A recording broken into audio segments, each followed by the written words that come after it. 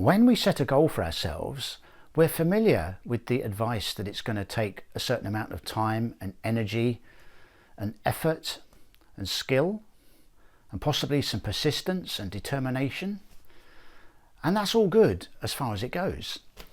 But there's one other element that has a great bearing on the results we get when we set out for a goal, which is not often talked about, and that is where we're starting from. Now, to illustrate this, a quick story from a few years ago when I was exploring the eastern county of England called Suffolk, and I was with a friend, and I was driving and he was navigating using a map. So we didn't have satellite navigation, it was the old traditional way of navigating, and we kept getting lost. And I couldn't understand this because we'd look at the map together before we set out, and we would look at where we were going, the destination, and we'd both be very clear about that. And I could also vouch for the fact my friend knew how to read a map in terms of the different symbols and the colours of the different types of road and the scale and so on. But we still keep getting lost. And it took me a while to realise what was happening. When we set off, he wasn't clear about where we were starting from. So therefore, it became rather impossible to read the map properly. If you don't know where you're starting from, then you can't predict where you're going to be and anticipate the route you're going to take. So that's often what happens when we set goals for ourselves in life in general. We have an idea of where we're going, and yet we're not clear about where we're starting from. And what I mean about where we're starting from is that there's a whole lot of assumptions that we've accumulated over life so far, which are so embedded that we're not really aware that we've got them. And we act from those assumptions without really knowing whether they're accurate or not. So in map reading terms, there's a chance that we're going to get lost on the way. So what about these assumptions then? What am I really getting at here? Well, another little story. This is when I was in town one evening looking for somewhere to eat, and I decided on a particular cafe, and I went to get in, pushed the door, but it wouldn't open.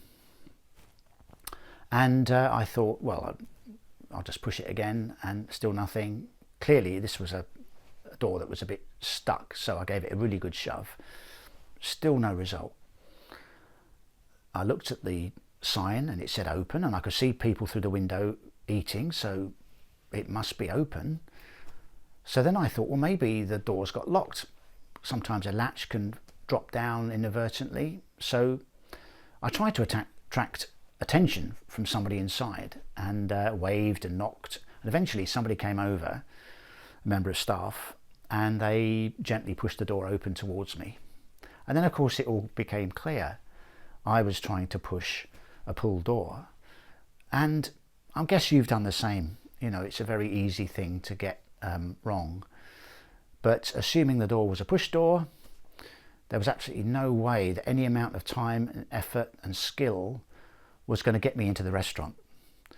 It's only when I realised how the door really worked that I was able to get a successful result. And that's just a sort of analogy really of the type of assumptions that we have and act from when we set goals. And this compromises the result. And therefore, if we can get clearer, more accurate understanding of how things are working, then the results we get are going to be much more likely to be successful, more likely to be what we want to happen. So let's return to the setting of goals. And one way we can think of this is a method that's often used in coaching. In fact, you may have come across it yourself. It's a way of visualizing different categories of life in which we might want to set goals. So it's often called the coaching wheel. It's effectively visualized as a a circle with segments, so a bit like a wheel with spokes, something like this slide here. And each category, we can decide what it's going to be. So there might be a category for our social life, or for our career, or for money goals, or health goals, any particular category you like. You can see some other examples here, but you can decide what those categories are. And then you can focus on each category in turn to see whether you have any current goals that are still working for you, whether you want to change them, whether you want to add new ones.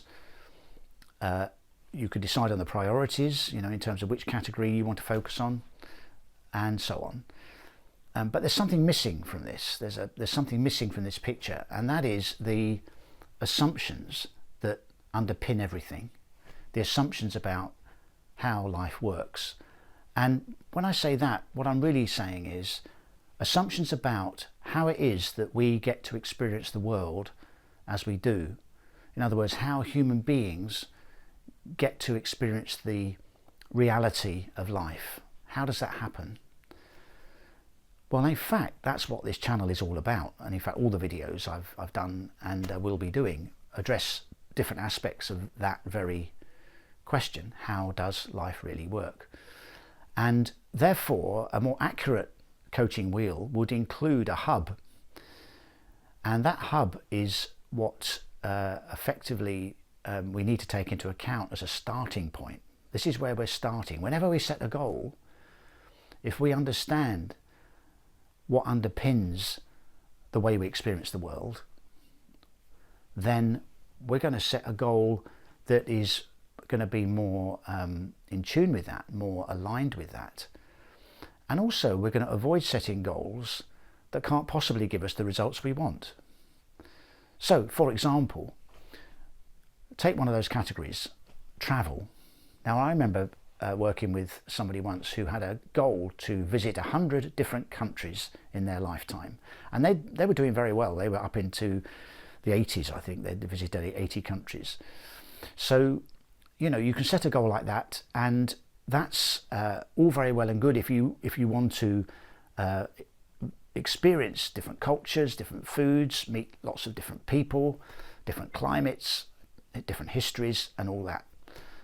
But if you think that that goal is going to make you a happier person, or build your self-esteem, or it's going to make you more content, then it won't, because it can't. A goal like that is unable to provide those results.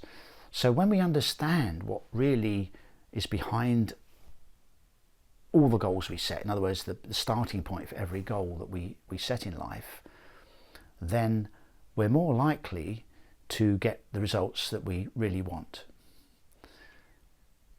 Thank you for watching.